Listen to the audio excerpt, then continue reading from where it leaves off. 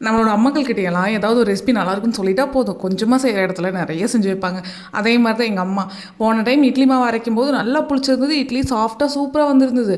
நானும் அம்மா இட்லி சூப்பராக இருக்குன்னு சொன்ன பாவத்துக்கு இன்றைக்கி 2 குண்டு அம்மாவை அரைச்சி வச்சுருக்காங்க. ஐயோ நம்மளே வாயை கொடுத்து மாட்டிட்டோமே அப்படிங்கிற மாதிரி தான் இருந்தது. இட்லியோ தோசையோ ஒரு நாள் 2 நாள் சாப்பிட்றதுக்கு நல்லாயிருக்கும்.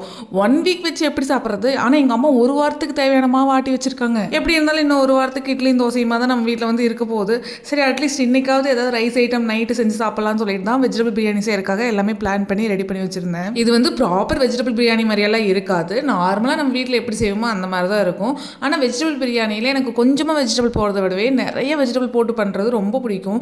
சாதத்தை விட காய்கறி தான் கொஞ்சம் நிறையா இருக்கும். எப்பவுமே வந்து காலையில் ஒரு சாங் கேட்டுட்டோம் அப்படின்னா அந்த சாங்கே தான் அந்த டே ஃபுல்லாக வந்து மைண்டில் ஓடும். எனக்கு அப்படி தான் இந்த 6 10 சாங்கு தெரியாதனமாக இன்ஸ்டா ஃபீல்டில் வந்துருச்சு. அது காலையிலேருந்து மண்டக்குள்ளே ஓடிட்டே இருக்குது. சரி, ஈவினிங் டைம் போல் ஏதாவது பாட்டு கேட்கலான்னு சொல்லிட்டு சன் மியூசிக்கோ இல்லை இசையருவியோ வச்சோம் அப்படின்னா அதுலேயும் இதே சாங் தான் ஓடுது. என்னடா இது, நம்ம விட்டாலும் இந்த சாங் நம்மளை விடாது போல அப்படிங்கிற மாதிரி தான் இருந்தது. உங்களுக்கு இதே மாதிரி தான் இருக்குன்னா மறக்காம கமெண்ட் பாக்ஸில் கமெண்ட் பண்ணுங்கள்.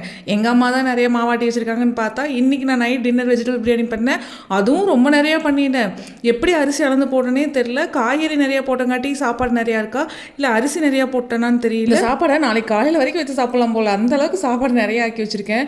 எங்கள் அம்மாட்ட வந்து ஏமா இட்லி மாவு வந்து அதிகமாக செஞ்சு நான் கேட்டுட்டு இருந்து இப்போ நானே சாப்பாடு வந்து அதிகமாக செஞ்சுட்டேன்.